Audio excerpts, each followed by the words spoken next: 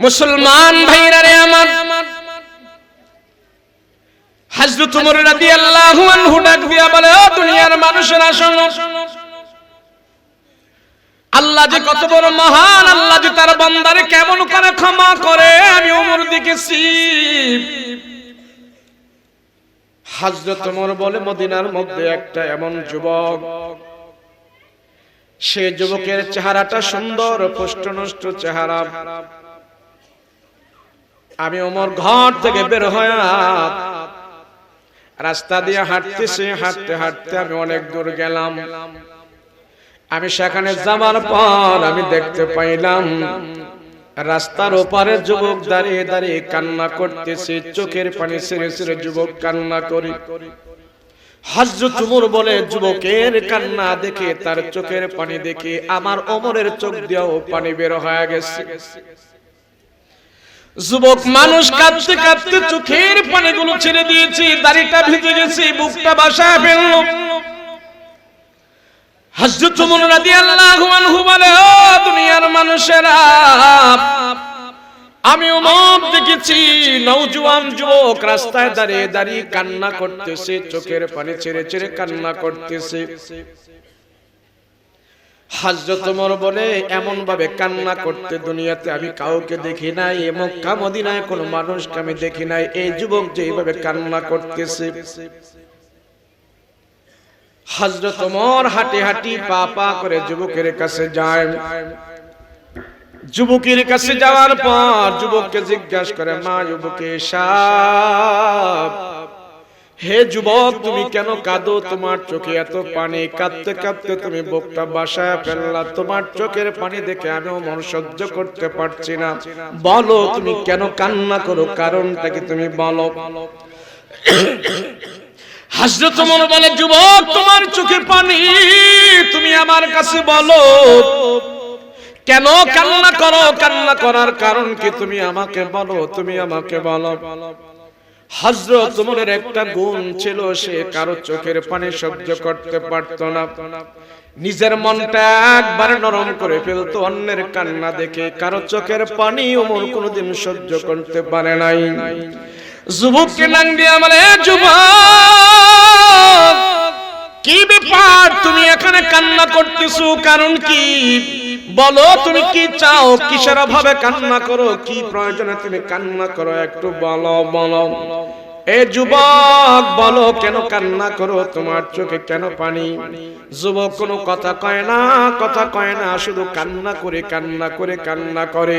হযরত ওমর বলে, যুবক বলো তুমি কেন কান্না করো, তোমার চোখের পানি আমি সহ্য করতে পারি নাই। তোমার কি খাদ্যের প্রয়োজন না তোমার বাসস্থানের প্রয়োজন? তুমি বলো কি চাও, বলো, আমি ওমর তোমাকে দিয়ে দিব, বলো। তারপরও যুবক কোনো কথা কয় না, শুধু কান্না করে, শুধু কাঁদতেছে, যুবক কাঁদতেছে। হযরত ওমর আবার ধমক দিয়ে বলে, যুবক, তুমি কি আমার চিনো না নাকি আমি কে? আরে রাহমাতুল্লিল আলামিনের প্রধান সাহাবীদের ভিতর থেকে আমি একজন বড় সাহাবী। তুমি বলো তোমার কি প্রয়োজন, আমি দেওয়ার চেষ্টা করব, তুমি আমাকে বলো কিসের প্রয়োজন, তুমি বলো, আমি ওমর তোমাকে দেব। তারপরও তোমার চোখের পানি আমি সহ্য করতে পারি না।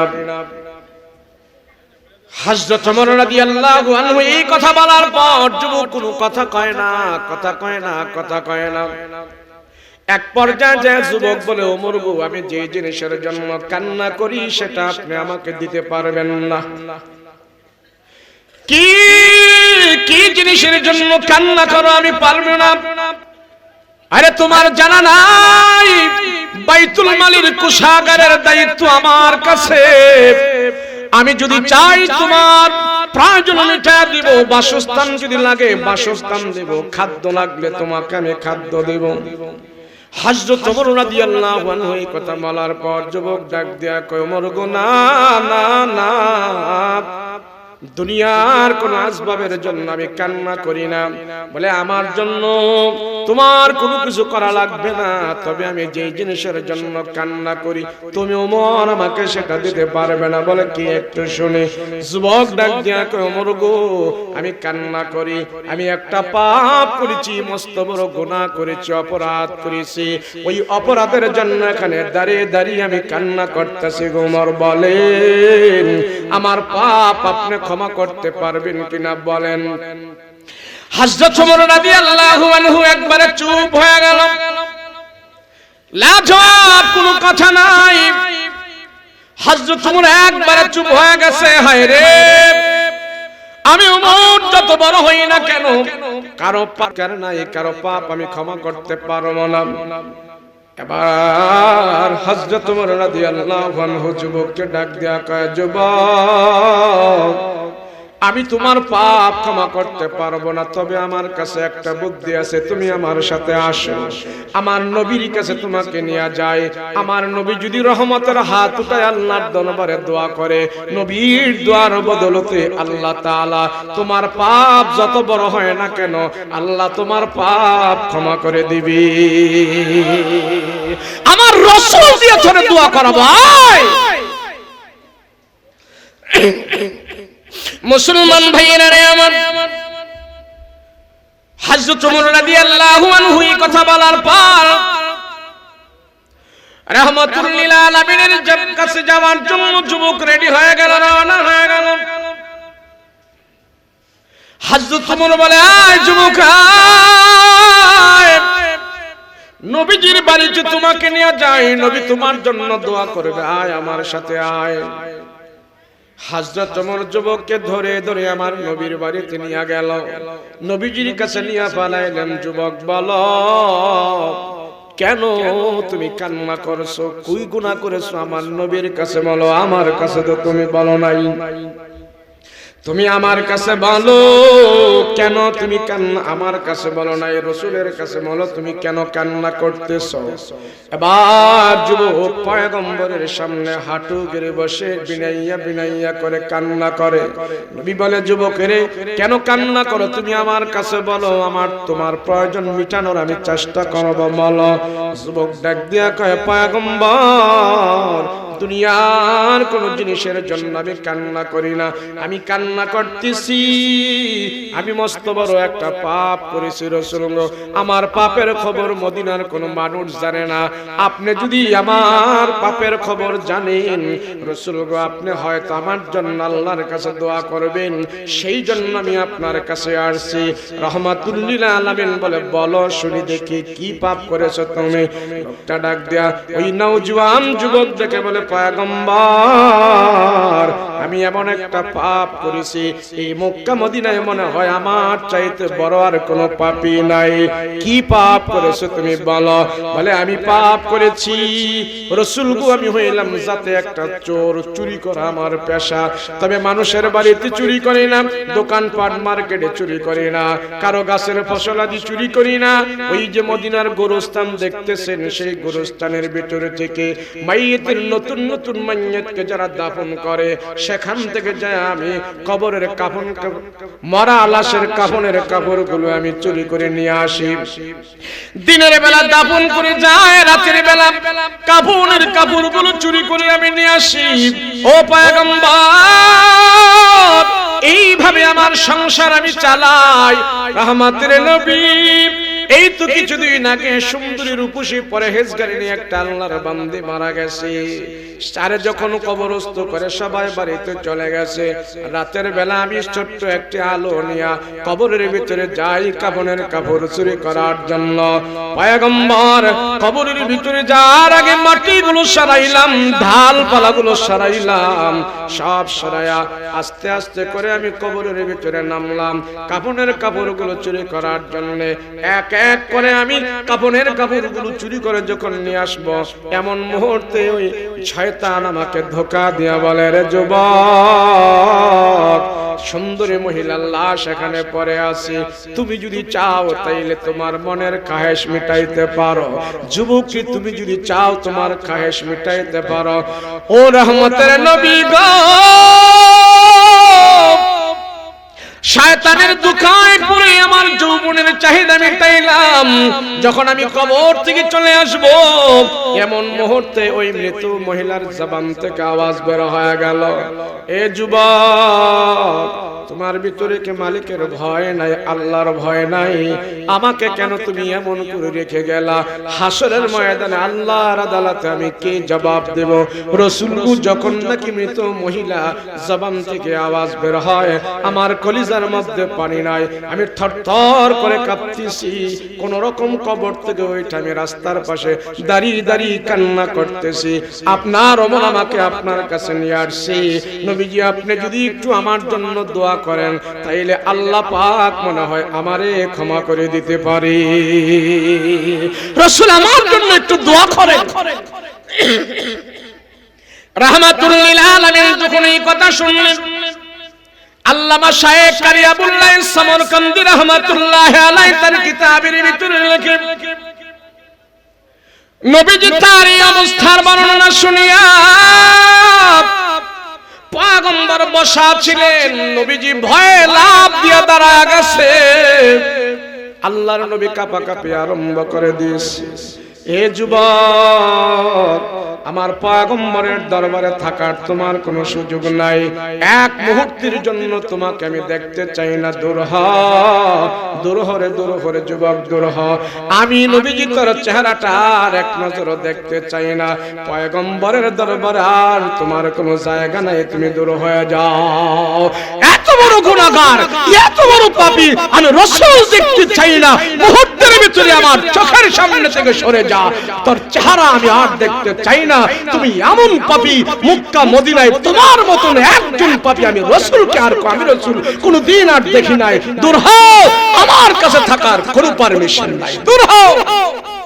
রাসূল তারে ধমকায় ধমকায় বিদায় করে দিচ্ছে, চলে যাও।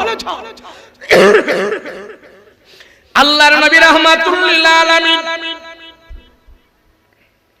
নবী যখন তারে ধমকায় ধমকা বিদায় করে দিতেছে, দূর হ, দূর হ। ওই নওজোয়ান যুবক মনে করেছে, হায় রে, আমার নবী যদি আমার বদদোয়া করে, আমার জন্য বদদোয়া করে, তাইলে তো আল্লাহ পাক আমারে গজবের মধ্যে শামিল করে দিবে।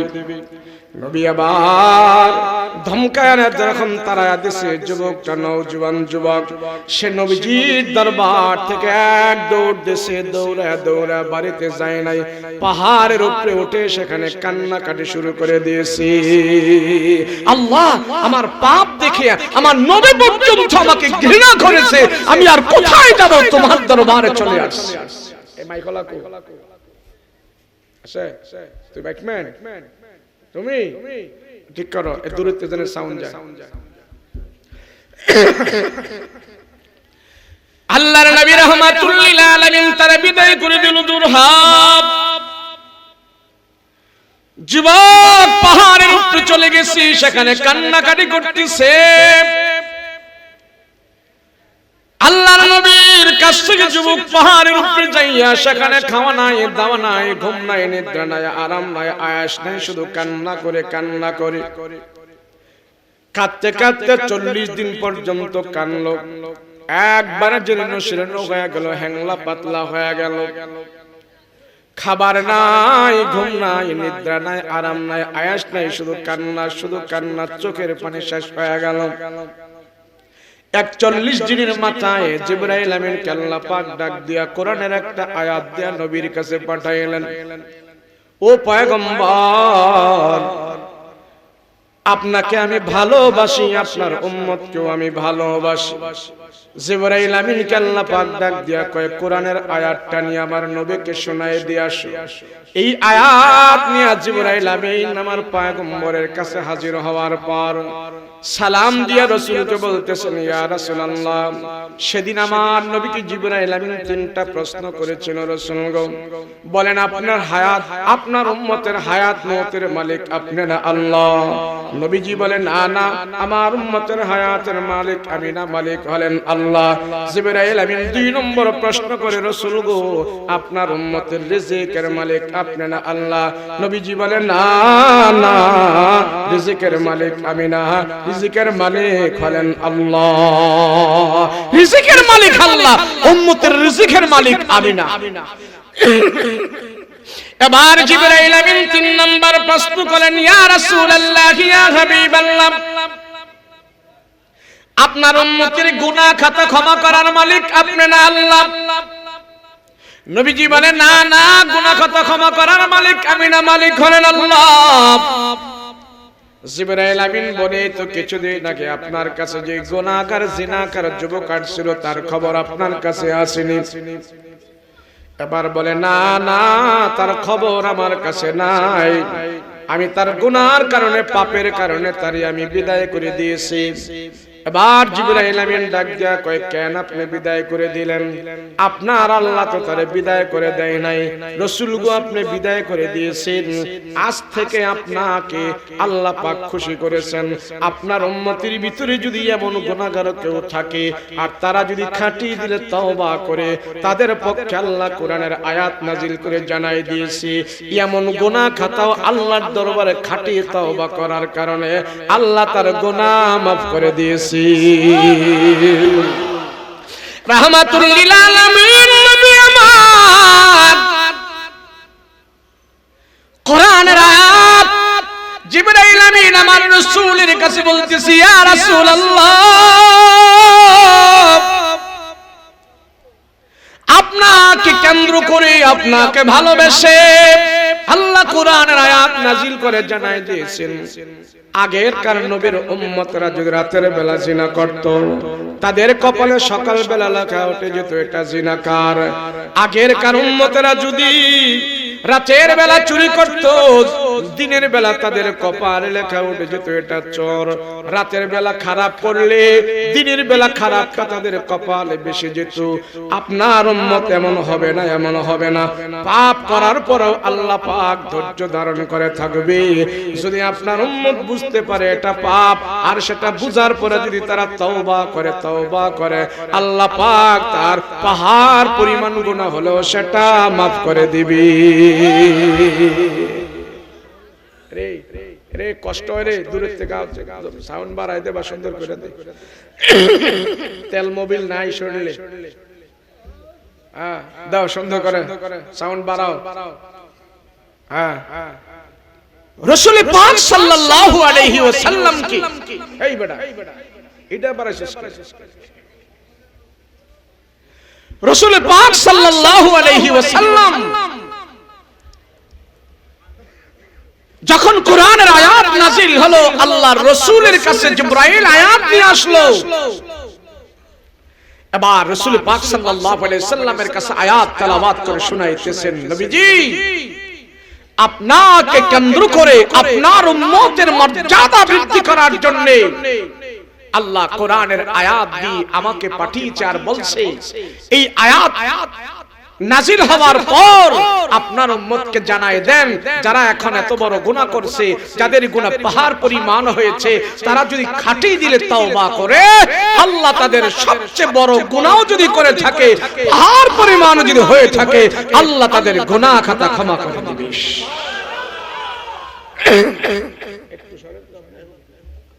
তুই কি নিচে কি দেখ, এই মোবাইল চালাস আমার দিকে না দেখবি, মোবাইল চালাও আমার দিক থেকে, এর দূরে থেকে যেন আওয়াজ যায়, এটি যে ডাক না দেয় এইভাবে সুন্দর করে সাউন্ডটা। তুমি মোবাইল নিয়ে ব্যস্ত। যদি আল্লাহ পাক এত বড় গুনাহ আমাদের ক্ষমা করতে পারে, তাহলে পৃথিবীর বুকে মায়া দয়া বেশি কার? জোরে বলুন, সবাই বলেন মায়া দয়া বেশি কার? মায়া দয়া সবচেয়ে বেশি হলো আল্লাহর। আল্লাহ কয় বান্দা আমি তোমার সবচেয়ে বেশি ভালোবাসি। আল্লাহ ওই বান্দাকে সবচেয়ে বেশি ভালোবাসে যে গুনাহ করার পর বুঝতে পারে এটা গুনাহ, সেই গুনার জন্য যদি সে চোখের পানি ছেড়ে দেয় আমি আর করব না, আল্লাহ পাক ফেরেশতাদেরকে সাক্ষী রেখে বলে আমি তোর নাকের আগায়, তোর চোখের পানি নাকের আগায় আসার আগে আগে আমি আল্লাহ তোর গুনাহ মাফ করে দিয়েছি। আল্লাহ ওই ব্যক্তিটাকেও ভালোবাসে যেই ব্যক্তি আল্লাহর ভয়ে গুনাহে যায় না, আল্লাহর ভয়ে সে গুনাহে হাত দেয় না, আল্লাহর ভয়ে সে সুদ খায় না, আল্লাহর ভয়ে সে জিনা করে না, আল্লাহর ভয়ে সে মনের চাহিদা আল্লাহর নির্দিষ্ট পন্থায় মিটায়, অন্য কোনো ভাবে মিটায় না, জিনা করে না। আল্লাহর ভয়ে যদি সে ওখান থেকে দূরে চলে আসে, আল্লাহ বলে এই বান্দাকে আমি আল্লাহ সবচেয়ে বেশি ভালোবাসি। আমার কাছে ঘুষের টাকা আছে, আমি এখন খাই না, আমি বলছি যে আমি এটা খাবো না, এটা আমার আল্লাহ বেরাজি হবে, সেজন্য আমি ঘুষের টাকা হাত দিলাম না, হাত না দিয়া টাকা ফেরত দিয়া দিলাম। আল্লাহ কয় তোর এই আমলটা আমি সবচেয়ে বেশি পছন্দ করেছি। আমার টাকা আছে, আমি সুদ খাইতে পারি, ঘুষ খাইতে পারি, আমি অত্যাচার করতে পারি, এই টাকা দিয়ে মানুষের ক্ষতি করতে পারি, কিন্তু আল্লাহর ভয়ে আমি করি না। আল্লাহ পাক বলেন আমার এই বান্দাকে আমি সবচেয়ে বেশি ভালোবাসি। আল্লাহ বলে এই বান্দাকে আমি সবচেয়ে বেশি ভালোবাসি। সামনে আসবেন একটু, আপনারা আসেন, সামনে আসেন। লা ইলাহা লা ইলাহা ফাটা নাই কোন লা ইলাহা, আসেন সামনে আসুন। লা ইলাহা সুবহানাল্লাহ আলহামদুলিল্লাহ লা ইলাহা ইল্লাল্লাহ লা ইলাহা ইল্লাল্লাহ লা ইলাহা লা ইলাহা ইল্লাল্লাহ লা ইলাহা লা ইলাহা ইল্লাল্লাহ লা ইলাহা ইল্লাল্লাহ মুহাম্মাদুর রাসূলুল্লাহ সাল্লাল্লাহু। আমি ওই বান্দাকে সবচেয়ে বেশি ভালোবাসি যে গুনাহ করার পর আমার দরবারে চোখের পানি ছেড়ে দিয়েছে, তারে আমি সবচেয়ে ভালোবাসি। আর ওই বান্দাকে আমি ভালোবাসি যার সামনে গুনাহ করার সুযোগ আসছে, আমার ভয়ে সে গুনাহ থেকে বিরত থাকলো, আমার ভয়ে সে হারাম থেকে বিরত থাকলো, আমার ভয়ে সে জিনা থেকে বিরত থাকলো, সে মনের খায়সাত মিটায় নাই, আমার আল্লাহকে ভয় করেছে। এই অবস্থায় যদি সে মারা যায়, আল্লাহ বলে আমি তারে দুইটা জান্নাত দিয়ে পুরস্কৃত করব। কয়টা জান্নাত? যে আমার ভয়ে গুনাহ থেকে বিরত ছিল, এই অবস্থায় যদি সে মারা যায়, আল্লাহর ভয় নিয়ে যে দুনিয়া থেকে বিদায় হয়, গুনাহ করে না, আল্লাহ বলেন ওই ব্যক্তির জন্য আমি স্পেশাল ভাবে দুইটা জান্নাত তার জন্য বরাদ্দ করে রেখে দিয়েছি। আল্লাহ পাক কোরআনে বলেন ওয়ালিমান খাফা মাকামা রাব্বিহি জান্নাতান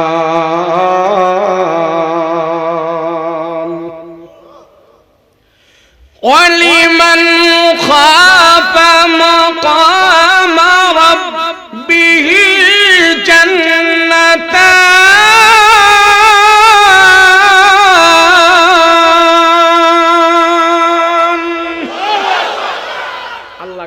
তোরে দুইটা জান্নাত দিব যদি তুই আমার ভয়ে গুনাহ থেকে দূরে থাকো। গুনাহ সামনে আসছে, জিনা সামনে আসছে, সুদ সামনে আসছে, ঘুষ সামনে আসছে, যদি অন্তরকে বুঝ দাও না আমার আল্লাহ আমাকে দেখতেছে, আমি এই দুই নম্বরিতে হাত দিব না। আল্লাহ বলে তোরে এমন ভালোবাসছি, এই ভয় নিয়ে যদি তুই মৃত্যুবরণ করে কবরে আসো, আমি আল্লাহ তোরে দুইটা জান্নাতের মালিক বানিয়ে দেব। অথচ আমরা গুনাহ আসলে দূরে থাকবো, দূরের কথা, আমরা আরো গুনার লাইন বিছরাই। কথা বলেন ঠিক কিনা? গুনার লাইন বিছরাই। পাড়া মহল্লার নওজোয়ান যুবকদের দিকে তাকাইলে দেখা যায় হায় হায়, যুবক তো কামসারা, বিয়ে করতে ভয় পায়। যুবক মানুষ সে বাঘের মতন থাকবে, কিন্তু গাল গোল সাপা সুপা ভাঙ্গা একসারা হয়ে যায়। কেন? চরিত্র নষ্ট, রাত জাগে, বেরি খায়, গাঞ্জা খায়, মদ খায়, সিগারেট খায়, নারীবাজি করে। আমাদের যুব সমাজ এমন কোনো খারাপ না কাম নাই, আলহামদুলিল্লাহ উনি করেন না। কথা বলেন ঠিক? রাসূল বলেন জওয়ান অবস্থায় যাদের যৌবন জওয়ানের কাছে ব্যাপতে খরচ করে না, বিভিন্ন লাইনে খরচ করে না, তার যৌবন শক্তিটা নির্দিষ্ট পন্থায় সে ব্যবহার করে আর যৌবনকালে সে ইবাদত বندگی করে। রাসূল বলেন হাসরের ময়দানে আরশে আজিমের নিচে আল্লাহ ছায়া দিবে, ওই ছায়ার মধ্যে নবীদের একটা প্যান্ডেল থাকবে, নবীদের জন্য একটা সামিয়ানা থাকবে। যৌবন অবস্থায় যারা ইবাদত বندگی করেছে, যাদের যৌবন পবিত্র রেখেছে, আমাদের নবীদের সাথে আমার সাথে আরশে আজিমে আল্লাহ তার ছায়া দান করে দিবেন। বলেন এমন যুবক পাওয়া কত কঠিন না? কথা কয় না কঠিন না? আরে যুবক, জওয়ান কালের ইবাদত বندگی নবীদের ইবাদতের সাথে তুলনা করা হয়। আর এখন যুব সমাজ সবচেয়ে বেশি চরিত্রহীন হয়ে গেছে। যুবক তো আগে ছিল যুবক খারাপ, এখন কিশোর গ্যাং বাড়িয়েছে। কিশোর কি গ্যাং? আচ্ছা কিশোর গ্যাং। 7 বছরের ছেলে এখন পিস্তল চালায় মানুষ খুন করতে পারে। কথা বলেন ঠিক কিনা? 8 বছরের ছেলে, এখন 8 বছরের ছেলে সে মানুষ খুন করে, নেশা করে, সিগারেট খায়, বিড়ি খায়, গাঞ্জা খায়। আসে না না মনেরে বুঝ দিতাম যে হুদা ছেলেরা এমন করে, এখন মায়েরাও রাস্তায় দাঁড়ায় দাঁড়ায় সিগারেট খায়। আছে না না মায়েরা খায় না? শুধু যুবক নয়, যুবতীও খারাপ।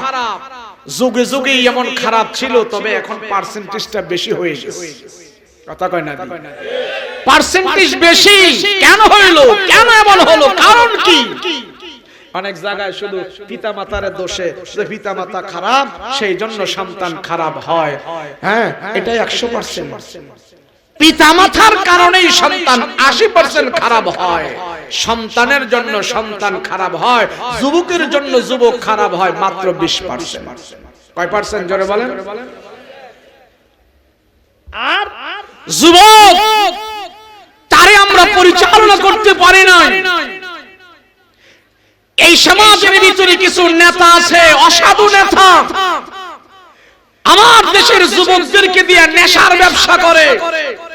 আমার দেশের যুবকদেরকে দিয়ে নেতারা নেশার ব্যবসা করে, গাঞ্জার ব্যবসা করে, ফেন্সিডিলের ব্যবসা করে করে নেতার বাড়িতে দলান উঠে, আর যুবকের জীবন ধ্বংসের পথে। আছে না না না? আপনাদের দেশের নেতা আবার ভালো আছে, টুপি টাপি মাথায় আছে, মাশাআল্লাহ। কথা কোন ঠিক না? আরে সুন্নতি মানুষ, কিছু ভুল টুল হইলো আপনারা মাফ করে দিয়েন। কথা বলেন ঠিক কিনা? হ্যাঁ, প্রত্যেকটা সমাজে যদি এমন ভালো লোক নেতা হয়ে যায়, যুবকরা খারাপ করার কোনো সুযোগ পাবে না। কথা বলেন ঠিক কিনা? ইনশাআল্লাহ আস্তে আস্তে করে যত খারাপের দিকে যাবে, ঘুরিয়া ফিরিয়া খারাপের মধ্যে আরাম নাই, আবার ইসলামের ছায়া তলে আসতে হবে। কথা বলো ঠিক কিনা? যুবক, যে যুবক আল্লাহর ভয়ে গুনাহ ছেড়ে দেয়, যে যুবক আল্লাহর ভয়ে জিনা ছেড়ে দেয়, তাদের জন্য আল্লাহ কয়টা জান্নাত রেখেছেন? 2টা জান্নাত। এটা আমার কথা নয়, কোরআনে কারীমে আল্লাহ স্পষ্ট আয়াত দিয়ে জানাই দিয়েছেন, ওলিমান খাফা মাকাম রাব্বিহি জান্নাতান। আমার দেশের যুবক খুব ভালো করে থাকবা। যুবতীদের অবস্থা ভালো না। কোন মহিলাই যদি ফোন করে হ্যালো হ্যালো বলে, তোমার দিলটা একবারে নরম করে ফেলেও না, তুমি একবারে তার জন্য কাতর হয়ে যাও না, এমন ধমক দিবা, এক ধমকে যেন যুবতী কোনোদিন তোমার কাছে ফোন করার সাহস না পায়। কথা বলেন ঠিক কিনা?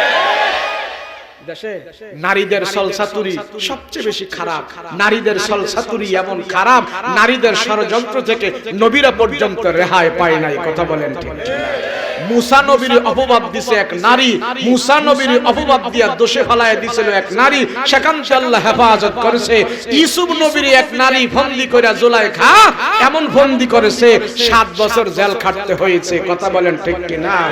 আমার আপনার নবীকে মহিলা মানুষ ষড়যন্ত্র করে নবীর বিষ খাওয়ায় ফেলেছিল। আমার আপনার নবীকে মহিলা মানুষ ষড়যন্ত্র করে নবীর জাদুটোনা করে মেরে ফেলতে চেয়েছিল। নারীদের ষড়যন্ত্র খুব সাংঘাতিক খারাপ।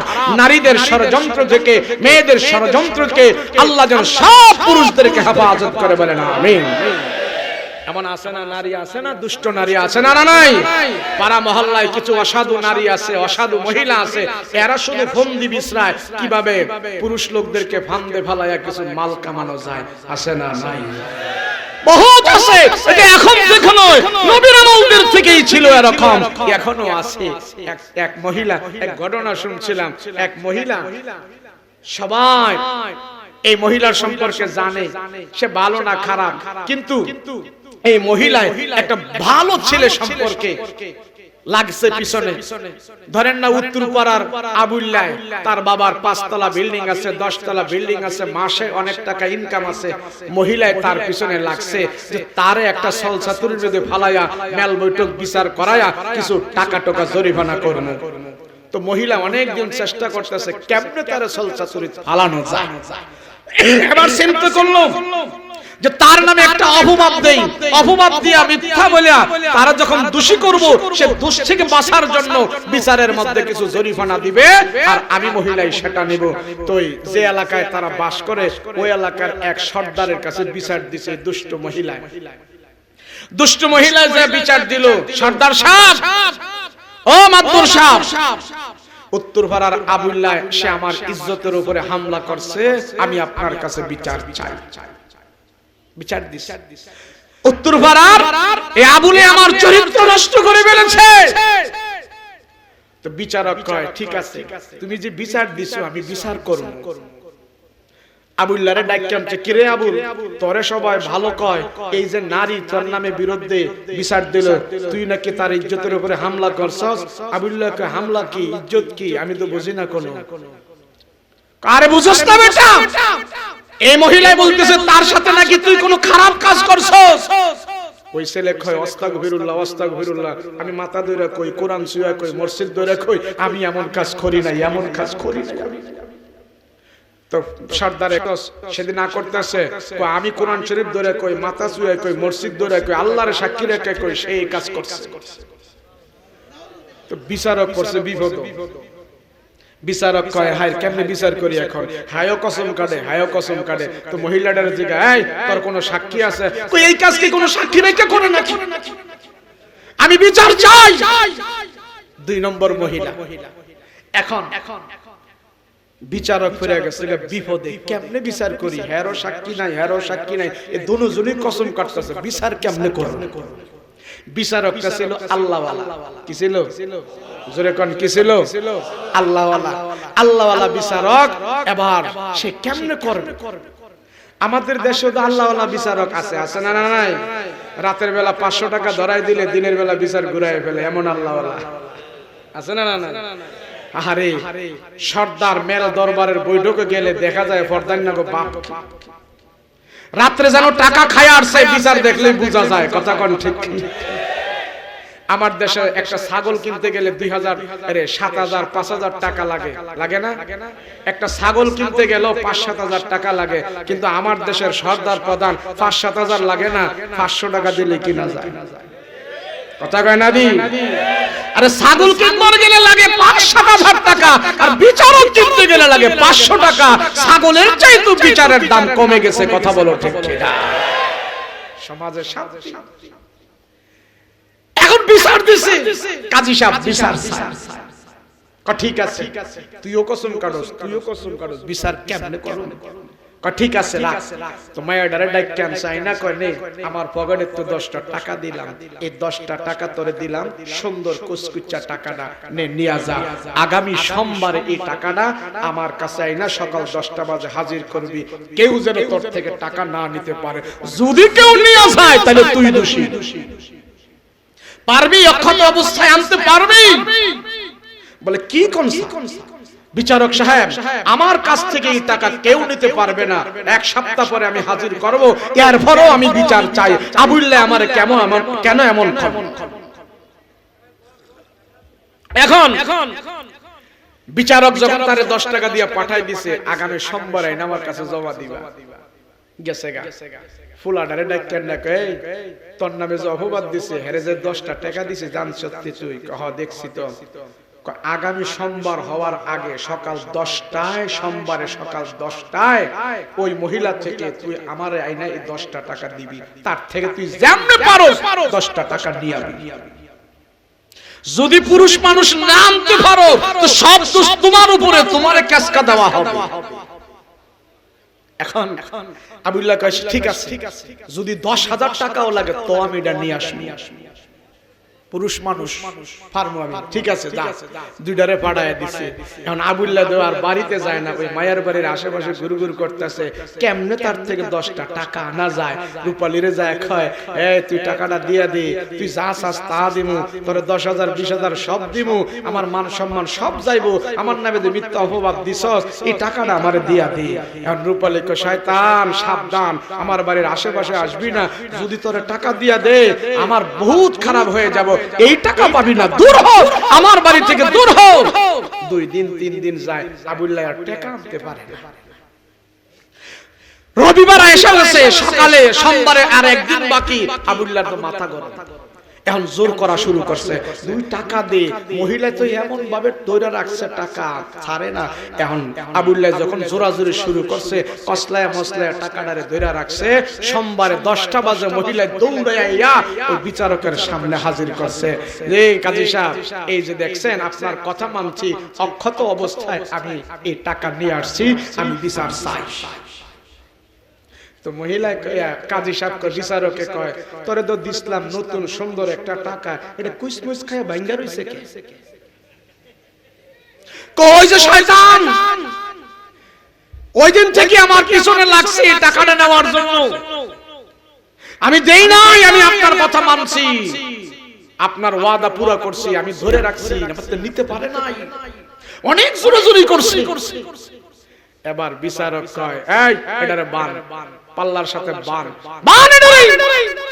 দুইজনে আইসা মহিলাটারে পিছমোড়া বান দিয়া থিয়া রাখছে। কাজী সাহেব কয়, তোর উপরে সব বিচার হবে। কয় কেন? আমি তো আপনার কথা মানছি। বিচারক কয়, এই অসভ্য মহিলা, যেই পুরুষ 7 দিন জোরাজুরি কইরা তোর হাত থেকে 10টা টাকা নিতে পারে নাই, ওই পুরুষ তোর অর্জন নিছে গিয়া কেমনে দর্শন করে আমার তো বুঝে আসে না। আমার দেশের নারীরা তারা যদি বলে আমার ইজ্জত নিয়ে কোন পুরুষ খেলামেলা করতে পারবে না, আমি চরিত্রবান হব, আমি চরিত্রবান নারী হব, আমার ধারণায় কয় একজন নারী ওই দেশে দর্শিত হবে না। কথা বলো ঠিক কিনা? হযরত ওমর রাদিয়াল্লাহু আনহুর জামানায় এমন এক ঘটনা ঘটে গেছে, এক যুবক সবার কাছে পরিচিত, সবার কাছে ভালো। হযরত ওমর রাদিয়াল্লাহু আনহুর জামানায় মদিনায় যুবকের প্রশংসা, সবাই প্রশংসা করে, এই যুবক সচ্চরিত্রবান, এই যুবক আদর্শবান, এই যুবক অনেক ভালো, এই যুবক অনেক সুন্দর, তার কথাবার্তা চলন বলন সব ভালো, সবার মন কেড়েছে, সবাই তার ভালোবাসে। তো ওই সমাজের ভিতরে একটা দুশ্চরিত্র নারী ছিল, এই নারীও তারে ভালোবাসে। তো নারীর ভালোবাসাটা ছিল ব্যতিক্রম। ওই নারী চিন্তা করছে, এই ভদ্র নম্র সভ্য এই যুবককে আমি একদিন আমার মনের চাহিদা মেটাবো, তার সাথে সব মনোরঞ্জন করব, সবার কাছে এত ভালো। তো বুদ্ধি করে যুবকটারে আটকাইছে, এক রুমের ভিতরে আটকাইছে। আটকায়া বলতেছে, শোনো, তোমার প্রশংসা সবাই করে এই শহরে, আমিও তোমার প্রশংসা করি, আমিও তোমাকে ভালোবাসি, তবে আমারটা একটু ব্যতিক্রম।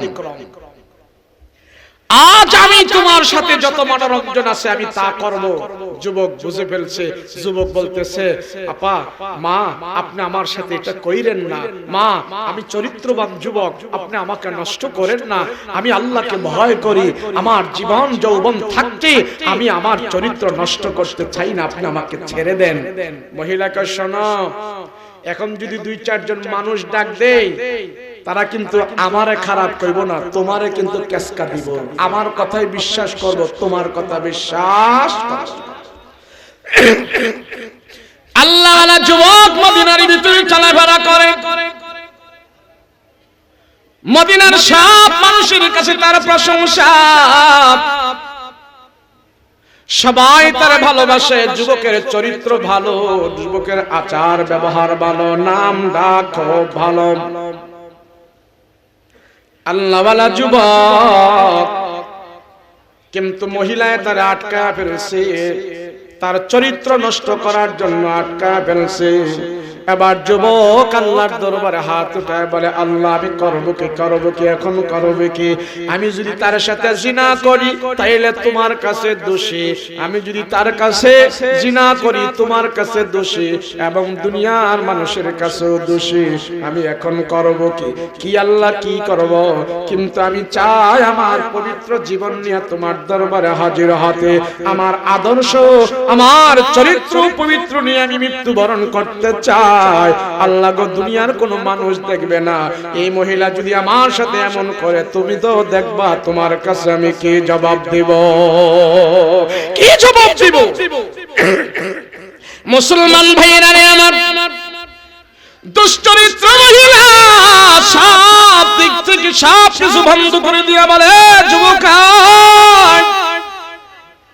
এই পৃথিবীর কোন মানুষ জানে না, কেউ জানে না, কোনো খবর নাই। ওই পরহেজগার যুবক চোখের পানি ছেড়ে ছেড়ে কান্না করে আর বলে, আল্লাহ আমি করব কি? আমার যৌবন জীবন পবিত্র রেখেছি, অপবিত্র করতে পারবো না। ওই দুশ্চরিত্র নারী যখন তার কাছে আসছে, ওই আল্লাহওয়ালা যুবক কাঁপতে কাঁপতে জমিনের মধ্যে পড়ে গেছে। মহিলাটা দেখতেছে যুবকটা মাটির মধ্যে পড়ে ছটফট ছটফট করে কান্না করতেছে, একটা চিৎকার দিয়া নাড়াচাড়া করে না। মহিলা দেখতে পাইল যুবকটা ইন্তেকাল করে দুনিয়ার জমিন ছেড়ে বিদায় হয়ে গেছে। যুবকের বডির নাড়াচাড়া করে না, রুহ নাই মৃত্যুবরণ করেছে, দুনিয়া থেকে বিদায় হয়ে গেছে। মহিলা মানুষ এবার ভয় পেয়ে গেল, হায় রে মরা লাশ আমার ঘরে, যুবকের লাশ। যদি এখন কোন মানুষ দেখি তাইলে তো খুনের আসামি আমাকে বানাবে, আমি তো খুনের আসামি হয়ে যাব। করব কি? আমি করব কি? মহিলা তো এবার ভয় পাওয়া গেছে, মনে মনে সিদ্ধান্ত নিয়েছে, আল্লাহ জীবনে কোনোদিন আর খারাপ করব না। আশেপাশের মানুষদেরকে ডেকে বলে, এমন এমন ঘটনা, আমি এমন করেছিলাম, আমার এমন হয়েছে। সে পবিত্র অবস্থায় দুনিয়ার জমিন থেকে বিদায় হয়ে গেছে। তোমরা এখন আমাকে যা করো করতে পারো, আমি সত্য কথা বলেছি, আমি নিজে ভালো হয়ে গেলাম। আর যুবককে তোমরা দাফন কাফন করে কবরস্থ করে দাও। ওই মহিলার কথা অনুযায়ী তার আত্মীয় স্বজনেরা এবং যুবকের মা বাবা তাকে দাফন কাফন করে কবরের মধ্যে রেখে দিয়েছে। হযরত ওমর জানাজার নামাজ পড়ায়া তারা কবরে রেখে দিয়েছে। হযরত ওমর রাদিয়াল্লাহু আনহুর কানের মধ্যে খবর গেছে, আপনার রাজ্যে যে আদর্শ ভদ্র একজন যুবক ছিল, ওই যুবকটা গতকাল রাত্রে এমন অবস্থায় সে দুনিয়ার জমিন থেকে বিদায় হয়ে গেছে। হযরত ওমর রাদিয়াল্লাহু আনহু সবাইকে সবাইকে ডেকে বলে, চলো আমার রাজ্যের ভিতরে আমি যেই যুবকের প্রশংসা করতাম, যেই যুবকের গুণগান গাইতাম, আল্লাহর ভয় নিয়ে যুবক দুনিয়া থেকে বিদায় হয়ে গেছে। আয় আয় সবাই আয়, তারা আমার সাথে আয়, আমি ওমর তার জানাজার নামাজ পড়াবো। হযরত ওমর রাদিয়াল্লাহু আনহু জানাজার নামাজ পড়ানোর জন্য দলবল নিয়ে যুবকের বাড়িতে রওনা দিয়েছে। যুবকের বাড়িতে রওনা দেওয়ার পর আস্তে আস্তে করে হযরত ওমর দলবল নিয়ে যুবকের বাড়িতে হাজির হলো। হযরত ওমর বলে, তোমাদের সন্তান নাকি গতকাল মারা গেছে? বলে, হ্যাঁ মারা গেছে। কয়, তার লাশটা কোথায়? দাও, আমি ওমর তার জানাজার নামাজ পড়ায়া তারে কবরস্থ করতে চাই, তোমরা তার লাশটা আমাকে দাও। হযরত ওমর এই কথা বলার পর তার মা বাবা বলতেছেন, ওগো ওমর, আমাদের সন্তান মৃত্যুবরণ করার পর আমরা দেরি করি নাই, আমরা তারে কবরস্থ করে কবরের ভিতরে রেখে দিয়ে আসছি, কবরস্থ করে ফেলেছি, দাফন কাফন করে ফেলেছি। হযরত ওমর একটা আহ দিয়া বলে, হায় রে, এই পবিত্র যুবকের জানাজার নামাজ আমার নসিব হয় নাই, আফসোস আফসোস, আমার জন্য আফসোস। সব দল বল নিয়ে হযরত ওমর বলতেছেন, ও মা, আপনার সন্তানের কবরটা কোথায় আমাদেরকে দেখায় দেন, আমি ওমর তার কবরটা একটু জিয়ারত করে যেতে চাই। যেই সমাজের যুবকদের চরিত্র পবিত্র থাকবে, ওই সমাজে আল্লাহর রহমত এবং বরকত আল্লাহ স্পেশাল ভাবে দান করে। আমার দেশের যুবক নেশায় মত্ত, যুবতী নেশা করে, সিগারেট আছে না? এই সমাজের যুবকগুলো নষ্ট হওয়ার পিছনে অভিভাবকরাই দায়ী, মা বাবাই দায়ী। কথা বলো ঠিক না? একজন যুবককে আমি দোষারোপ করি না, কেন যুবক সে তো দুনিয়াতে এসে গাঞ্জা খাওয়াটা মায়ের পেট থেকে শিখে আসে নাই। কথা বলেন ঠিক কিনা? সিগারেট খাওয়া তো সে শিখে আসে নাই। আয়েশা দেখছে বাবায় সিগারেট খায়, চাচায় সিগারেট খায়, মাস্টারে সিগারেট খায়, ডাক্তারে সিগারেট খায়। আয়েশা দেখছে এইভাবে সবাই খায়, তো আস্তে আস্তে করে সে যখন বড় হইল দেখতেছে সবাই খায়, আর বাপে যখন সিগারেট খায়, অথর্ব গাদা এমন সন্তানের বাবা মা আছে, সন্তানকে 50 টাকা দেয়, 100 টাকা দেয়, দিয়া বলে যাও বাজার থেকে আমার জন্য 5-6টা সিগারেট নিয়ে আসো। এমন বাবা আছে না? না, বাবাই ফোলারে দিয়ে সিগারেট আনায়, তো ফোলায় প্রতিদিন বাবার এনে সিগারেট খাওয়ায়, তো বাবাই খুব মজা করে খায়। তো ছেলে মনে মনে চিন্তা করে, খোদা রে, আমার বাবারে জন্মের পর থেকে দেখতেছি এটা খাইতেছে, এর মধ্যে কি ভিটামিন আল্লাহ তুমি না দিয়া রাখছো। তো যেই খাবার বাবাই প্রতিদিন খায়, সন্তানেরও তো সেটা খেতে মনে চায়। কথা বলেন ঠিক কিনা? এখন আবিল্লাহ বাবার জন্য সিগারেট লয় 5টা লইয়া, হ্যাঁ একটা কোমরের মধ্যে ব্ল্যাকমেল করে, আর 60টাই না বাবারে হাদিয়া দেয়। আছে না? এখন ফুলাই সিগারেট তো মানুষের সামনে আর ধরাইতে পারে না, কোথায় ধরাবে? এখন সে পায়খানার ভিতরে যায়া শিটকানি লাগায়া 8 বছরের ছেলে ধুমসে টাইনা সিগারেট খায়। কথা বলেন ঠিক কিনা? এখন সিগারেট খেতে পারে, এখন সিগারেট আর ভালো লাগে না, পরে গাঞ্জা টানে, গাঞ্জাও ভালো লাগে, পরে হিরোইন খায়, হিরোইন খাইয়া মাতাল হইয়া বাবা মার আচ্ছা মতন পিটা। কথা কোন ঠিক কিনা? বাবা মার আচ্ছা মতন যে নেশাখোর সন্তান পিটাইতেছে, এর জন্য আমি বলি বাবা মা নিজেই দায়ী। কথা বলো ঠিক কিনা? ফুলারে দোষ দিয়ে লাভ কি? কথা কোন ঠিক না? বাবা মা হক আদায় করে না, সেই জন্য সন্তানেরা বাবা মার উপরে আঘাত করে। কথা বলো ঠিক না? বলে হুজুর কি সব কি হক? বলে প্রত্যেকটা সন্তানের হক আদায় করা বাবা মার উপরে দায়িত্ব। কথা বলেন ঠিক কিনা? কি হক? সন্তান যখন জন্মগ্রহণ করলো, সন্তানের ডান কানে আজান, বাম কানে একামত দাও, এটা বাবা মার উপরে দায়িত্ব। কথা বলেন ঠিক কিনা? দিছেনি আজান? দিছে? খবরই তো নাই। ভালোই বকছি। কিছুদিন যখন যায়, তার নামে একটা সুন্দর, তার জন্য একটা নাম রাখা দাও। সুন্দর নাম আছে নি আমগো? সুন্দর নাম কি? মন্টু মিয়া, সেন্টু মিয়া, রট মিয়া, খন্তি মিয়া, কুরাল মিয়া, আছে না? আমরা তো পুরান ঢাকায় থাকি, তো ওখানে প্রতি শুক্রবারে এমন বড় বড় বোতল নিয়ে যায়, ওস্তাদ জি একটু আল্লাহর কালাম পড়ে ফুমাইরা দেন, একটু বক্সায়া দেন ওস্তাদ। তো প্রতি জুমায় এমন বড় বড় বোতলের মধ্যে ফু দেয় আর বক্সাই। এক মুরব্বি দেখলাম 5 জুমা আইছে, 5 জুমা। কয় জুমা? তা আমি কইলাম চাচা এই পানি ভরা কেডায় খায়? ছাওয়াল রে খাওয়াই। তো এই এতদিন খাওয়াইতেছে, কয় না এটার কাটকুল ধরতেছে না, এটা চাউরামি বান্দরামি আরো বাইরে গেছে। তো বাইরে গেছে তো কি ওটা আইল্লা জাল্লা চলে, কথাই শুনবার চায় না। আমি কই কি মসজিদে আহে না? হারামি মসজিদে আইবো দূরের কথা, পশ্চিমে ঠুকাও খায়। আমি কইলাম এই মহল্লায় তো থাকে। কাহা এই মহল্লায়? আমি কি আপনার বলার নাম কি? হ্যাঁ মসজিদে আহে না? আমি ওরে মসজিদে আই না, এরপরে বুঝামু বাবা মার সেবা করা লাগবে। কইলে আমার পোলার নাম, আমি আর আমার বিবি শখ কইরা নাম রাখছি পাপ্পু। ডিকশনারি খুললে দেখি হায় হায়, এই পাপ্পু নামের অর্থ হইছে আদরের কুত্তার বাচ্চা। কইলাম চাচা এই ফুলা যায় আপনারে কামড়ায় এখানে, এটা তো ভালো করতাস, কি হকটা আদায় করছ? কথা কোন ঠিক কিনা? কিছুদিন জমরপুর সন্তানের নামে একটা আকিকা করে। আকিকা বুঝেন? এখন তো আকিকা দেয় না, এখন সুন্নতে খতনা কইরা ফুলার সোনা কাইটা মুসলমানের অনুষ্ঠান করে, সুন্নতে খতনা করে। আছে না নাই? এই সুন্নতে খতনার অনুষ্ঠান করা কোরআনে নাই, হাদিসে নাই, সাইরো তরিকায় নাই, মাযহাবে নাই, কিচ্ছু জানে নাই। ছোট্ট বাচ্চা তাই সে মুসলমানই করছে, এটা সুন্নত নয় করছে, এই জন্য বিশাল বড় অনুষ্ঠান কইরা এখন ধুমধামে সারা দিন খাওয়া আর টেবিল লইয়া পয়সা কালেকশন আছে না নাই? আমাগো দেশে একটা এরকম অনুষ্ঠান করছে। আমি কই কি রে তোর লাভ হইছে কেমন? লাভ তো ভালোই হইছে। আমি কই কত?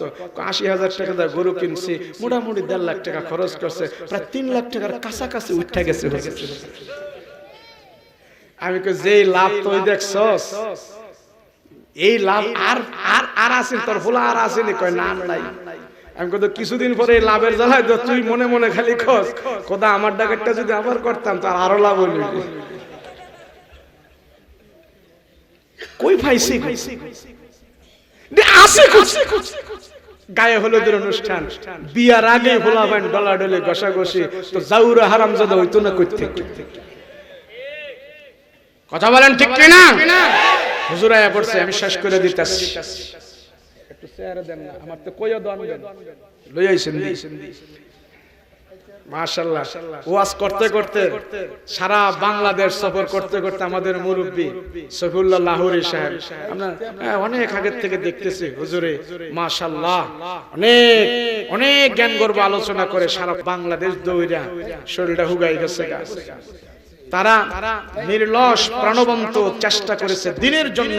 আল্লাহ পাক তাদের হায়াতে বরকত দান করেন, বলেন আমিন। আর সরাসরি প্রশংসা করে লাভ নাই। আপনারা যে আল্লাহ দিলে ইমাম সাহেব পাইছেন, বড় বিরাট আলেম, মুহাক্কিক আলেম, জায়েদ আলেম, এটা আপনারা জানেন না, আমরা জানি।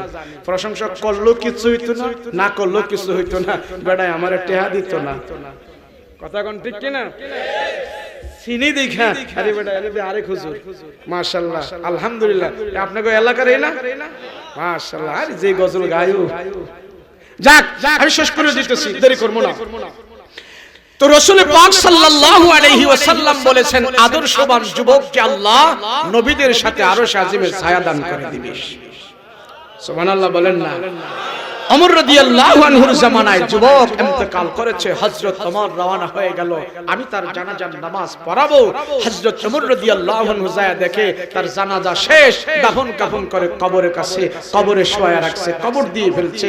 হযরত ওমর বলে, ও মানুষ, ও জনগণ, তোমরা ওই যুবকের কবরটা আমাকে দেখিয়ে দাও, আমি একটু তার কবর জিয়ারত করে যাই।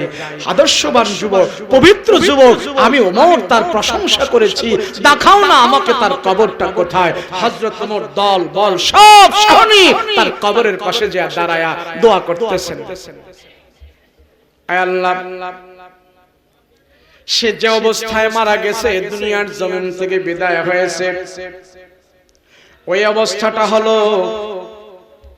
তোমার কোরআনের আয়াতের সাথে তার মৃত্যুটা মিলে গেছে। আল্লাহ তুমি বলেছো, ওয়ালিমান খাফা মাকামা রাব্বিহি জান্নাতান, তোমাকে যারা ভয় করবে, এই ভয় নিয়ে যারা মৃত্যুবরণ করে তোমার দরবারে যাবে, তুমি একটা জান্নাত দিয়া পুরস্কৃত করবে না, তুমি 2টা জান্নাত দিবা। হযরত ওমর রাদিয়াল্লাহু আনহু বলে, মালিক তোমার ওয়াদা সত্য, তুমি জানি তুমি ওয়াদা করলে সেটা কোনোদিন মিথ্যা হবে না। আল্লাহ গো, তুমি আমাকে জানায়া দাও, আমার জানতে মন চায়। আল্লাহর এমন কিছু প্রিয় বান্দা আছে, যখন আল্লাহর কাছে তারা অভিযোগ করে, বায়না ধরে বসে, আল্লাহ তাদের বায়না পুরা করতে বাধ্য হয়। আল্লাহর পছন্দের মানুষের ভিতর থেকে একজন মানুষ শোনেন হযরত ওমর। হযরত ওমরকে আল্লাহ পাক এমন ভালোবাসতেন, ওমরের কথাকে কেন্দ্র করে, ওমরের মতকে আল্লাহ মত মিলাইয়া কোরআনে কারীমের ভিতরে আল্লাহ ওমরকে কেন্দ্র করে 24 জায়গায় আয়াত নাযিল করে দিয়েছে। সে ওমর কবরের পাশে ডাক দিয়ে বলে, আল্লাহ বারবার আমার মনের ভিতরে তোমার এই আয়াত নাড়াবে। আল্লাহ তুমি বলেছো তোমার ভয় নিয়ে যারা কবরের জগতে যাবে, মৃত্যুবরণ করবে, আল্লাহ তাদেরকে তুমি দুইটা জান্নাত দিবা।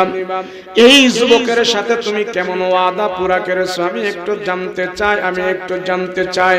তাফসীর ইবনে কাসিরের ভিতরে আল্লাহর প্রিয় বান্দা মুফাসসিরিন কেরাম লেখেন এই আয়াতের তাফসীরের ভিতরে বলেন, হযরত উমর যখন কবরের পাশে দাঁড়ায় আল্লাহর কাছে বলতেছেন, আল্লাহ তুমি আমাকে জানায় দাও সে দুইটা জান্নাতের মালিক হয়েছে কিনা, আমি যেই কোনো ক্রমে জানতে চাই, শুনতে চাই। আল্লাহ পাক রব্বুল আলামিন কুদরতি ভাবে কবরের মাটিগুলো সরায় দিয়েছে। ওই যুবক কবরের ভিতর থেকে ডেকে বলতেছেন, ওমর গো, আল্লাহর ওয়াদা পুরা করেছে, আমার যুবক মানুষ পবিত্র জীবন নিয়ে, পবিত্র যৌবন নিয়ে আমি কবরে আসছি, আল্লাহ পাক খুশি হয়ে আমাকে দুইটা জান্নাতের মালিক বানায়া দিয়েছে। যেই যুবক আল্লাহর ভয়ে যৌবনকে পবিত্র রাখবে, ইবাদত বندگی করবে, আল্লাহ তাদেরকে এইভাবে সম্মান করবে, দুনিয়াতেও সম্মান করবে, আখিরাতেও সম্মান করবে।